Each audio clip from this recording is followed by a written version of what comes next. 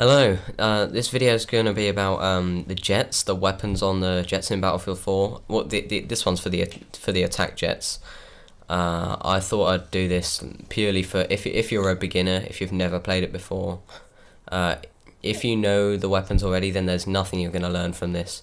This is just for beginners, really. But yeah, let's get on with it. Okay, so first things first, this is the 30mm cannon. It is really, for ground targets, just a point and shoot thing. You're going to need to target lead if they're on the move, but yet that's just firing where you think they will be in a fraction of a second's time. If you didn't know that already, I don't want to patronise anyone, but yeah. I'll shoot at the building. As you can see, it damages it really quickly. It'll take parts out of it. It deals a lot of damage, especially to infantry as well. But let's get on with the next thing.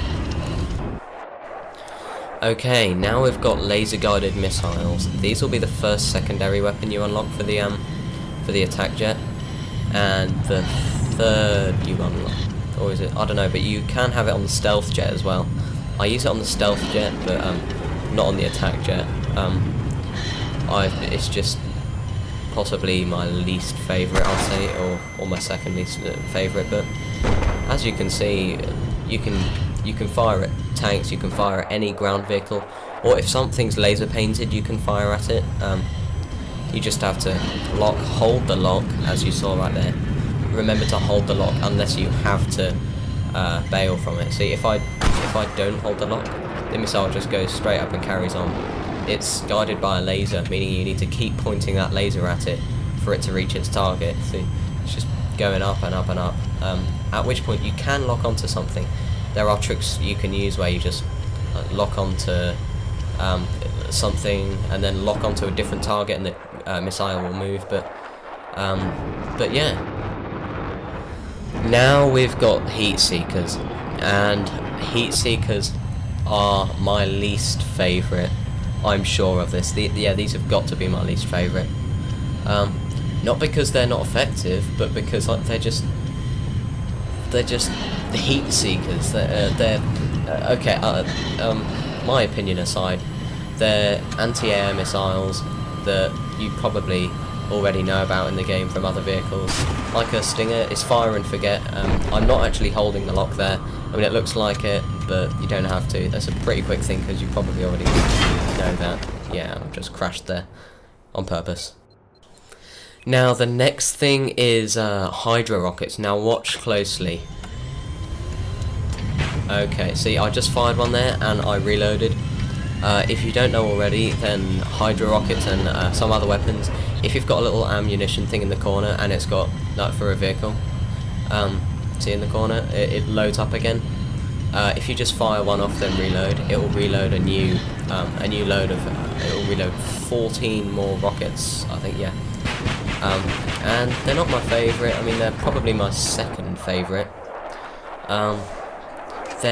You just fire them at tanks. You can fire them at aircraft if you can get any hits. I never use them. They're fairly useful. I use them. I mean, of course, you can use them on the attack chopper because they're the only primary weapon you can have for the pilot. But that's the only time I really use them, actually. Yeah, you can see them. Firing at them there at the tank. It deals quite a bit of damage, and yeah, just that really.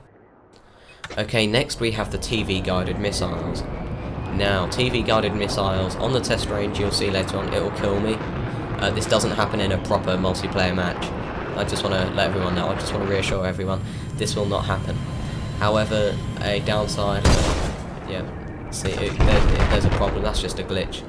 But, see, I'll die in a minute. But the problem with it is that that it leaves you vulnerable. Effectively, you leave the vehicle, so you can just take damage and you can't help it. But yeah, my favourite is next. Okay, this is the JDAM. The JDAM is brilliant against a tank, LAV, an attack boat, and I think I've probably missed one or two more. it'll deal 50% damage. However, to a Jeep or something, it will deal 100% damage if you get a direct hit. For light vehicles, that is. You will get things like the MRAP and stuff, which it will take more than that. But yeah, on the test range, it will blow you up if you get too close. I don't know why this is as well, but in a real match, it won't do that. It may deal damage if you get really close, but yeah. I'd like to thank everyone for watching who did. Probably not very many people, but yeah, this is purely just to inform anyone who's new to flying in the jets, or maybe the game altogether, just about the weapons of the attack jet. Yeah, thanks for watching.